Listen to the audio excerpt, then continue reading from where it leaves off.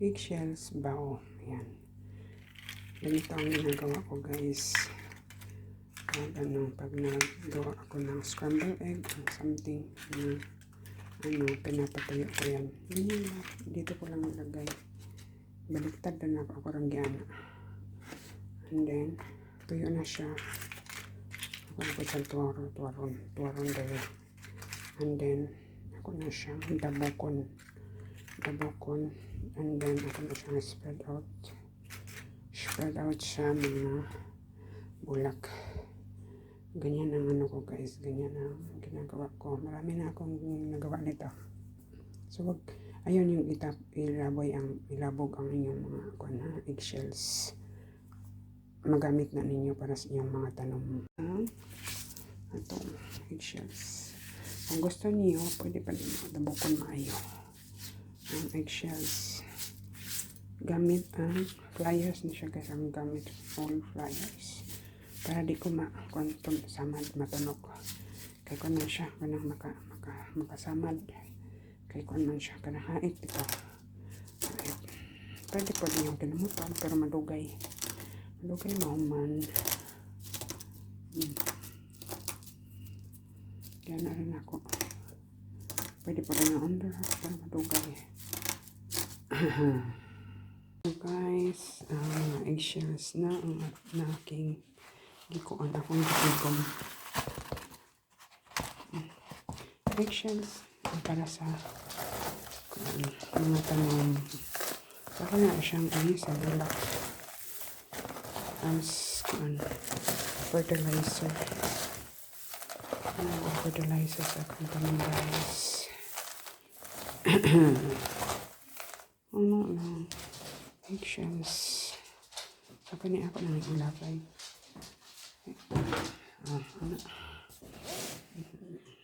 Gapon dapat ko recycle ano sa ice cream.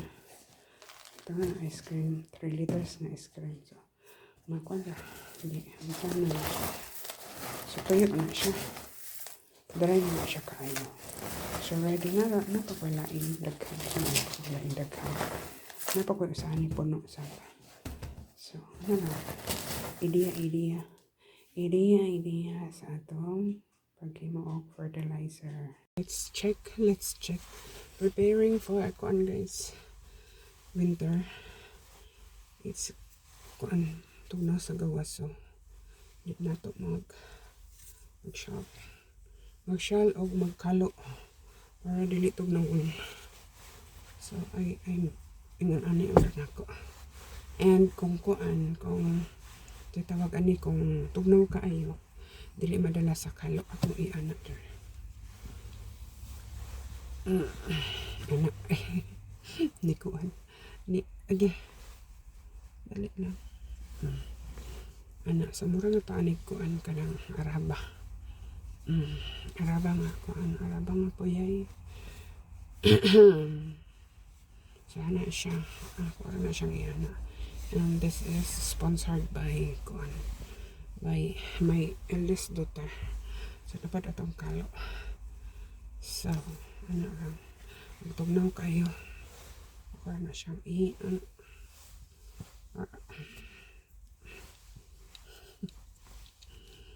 lang. And then, asong ito, guantes. Nakay guantes. Kanang guantes. So, na-defrost ang kuan guys, ang tree. So, wala na kuan sa taas. Wala na snow. Pero nasa ilalom pa. Pero nagkuan siya. Kunahan sa taas. Na-defrost. Kaya it's kuan mild ang temperature. Pero, but it's cold. It's cold. Foggy morning guys. It's foggy morning. Kaya medyo makulimlim. Kita niyo naman sa likuran. Foggy siya, foggy. Dan daily routine guys. So nakita. Dan daily routine. So wala na ako nagwantis kay madala ang kabugnaw. So wala ako nagwantis. Nagkalo lang ko. And then pero akong gibit-bit akong guwantes. Akibit-bit gidala. So gisuksok ra nako sa akong bulsa. So wala na ko gisuot. Kay madala ra ang kabog na madala ra og loklok ang kuan sa bulsa ang kamot. Ako lang tago akong kamot sa akong bulsa. So amo na tao kuan. Init na init. So ugma kuan akong eyeglass. Akong eyeglass na sa kontatag unsa na gisipon pa. Akong eyeglass mo kuan siya mo dark color kung kuan sa init or kuan sa akong ginhawa. Kay init akong ginhawa so itom siya mo color siya. So we are ready na to kuan to drive home. Ay dili mo kuan paday ko. Pagkataon ako itong dog food kay last day wala na ako na kita, wala sila stuck. So thank you for watching, bye bye. Alam si Uden kahit na ulan, it's rainy Sunday morning, kahit na ulan hala walang pakialam yan. Kaon og snow nga nasalin. Gahi na siya guys. Nadungog ninyo ang tingog.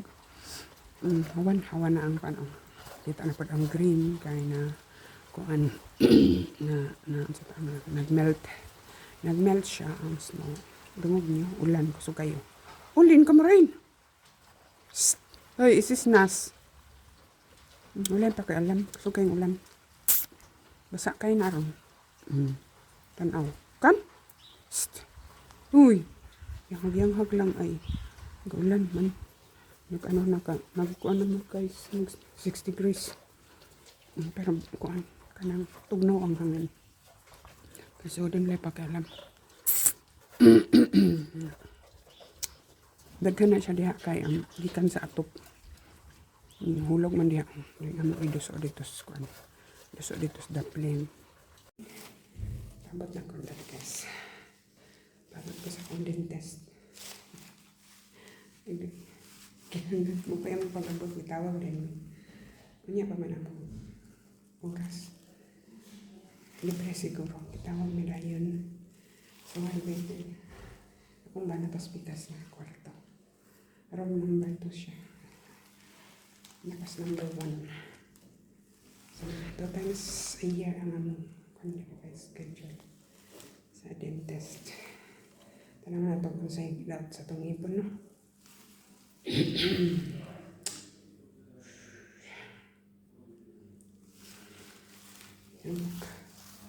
Kalisok pa kong parking.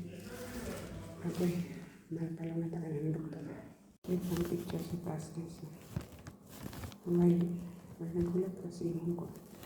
Dentist. Hindi ka mo yung hanggang. Ito pa dali.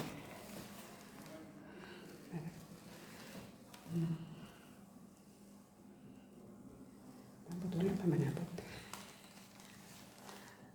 Itong pakalitan na nagkuhan of